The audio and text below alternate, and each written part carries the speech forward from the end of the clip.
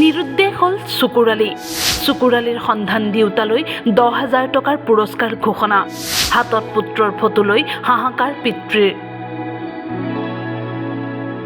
ঈদৰ দিনটোতে ঘৰৰ পৰা নোহোৱা হৈছিল 22 বছৰীয়া চকুৰ আলী। তেতিয়াৰে পৰাই পুত্ৰৰ ফটো হাতত লৈ অনাই বনাই ঘূৰি ফুৰিছে পিতৃ।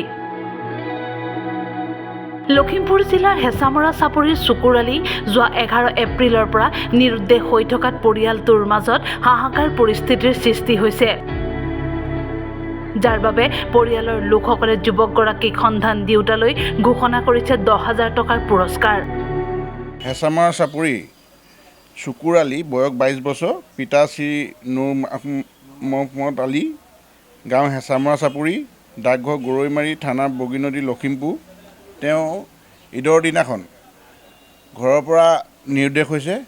যদি কোনোবাই সদাশয় ব্যক্তিয়ে কিবা অনুসন্ধান পায়, তেওঁ আমি তলত নম্বৰ দিয়া আছে, এই নম্বৰত যোগাযোগ কৰিবলৈ জনোৱা হৈছে। আৰু যোনে আমাক এই ল'ৰাজনৰ সম্ভেদ দিব, তেওঁ পিতৃয়ে 10,000 টকা পুৰস্কাৰ কৰিম বুলি কৈছে। তেওঁ অলপ মানসিক ৰোগীত ভুগি আছিলে, তেওঁ মানে বৰ বেছি ইমান টেঙৰ নহয়।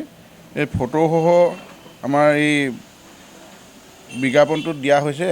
ফটোটো চাই যদিহে ক'ৰবাত কোনোবাই লগ পায়, তেওঁ ততালিকে আমাক এই তলৰ ফোন নম্বৰত যোগাযোগ কৰিবৰ কাৰণে বিলম্বভাৱে অনুৰোধ জনোৱা হ'ল। ফোন নম্বৰ জনালেও হ'ব, থানাতো আমি যোগাযোগ কৰা হৈছে। এই ফোন নম্বৰকেইটা কোৱা হৈছে 6000377908 আৰু এটা আছে 7896300788। গতিকেলৈ যদি কোনোবাই সদাশয় ব্যক্তিয়ে পাইছে, আমাক এই নম্বৰত যোগাযোগ কৰিবলৈ অনুৰোধ জনোৱা হ'ল। ইতিমধ্যে পৰিয়ালৰ লোকে চকুৰ আলী নিৰুদ্দেশ হোৱা সন্দৰ্ভত বগীনদী আৰক্ষী থানাত গোচৰ ৰুজু কৰিছে যদিও বৰ্তমানলৈকে কোনো সন্ধান লাভ কৰা নাই। বিশেষভাৱে সক্ষম যুৱকগৰাকী নিৰুদ্দেশ হোৱাত এতিয়া চিন্তিত হৈ পৰিছে পৰিয়ালবৰ্গ। সেয়ে কোনো সদাশয় ব্যক্তিয়ে চকুৰ আলীৰ সন্ধান পালে স্থানীয় আৰক্ষীক যোগাযোগ কৰিবলৈ আহ্বান জনাইছে পৰিয়ালৰ লোকসকলে। লখিমপুৰৰ পৰা ইনজামামুল হকৰ ৰিপৰ্ট, টাইম ঈদ।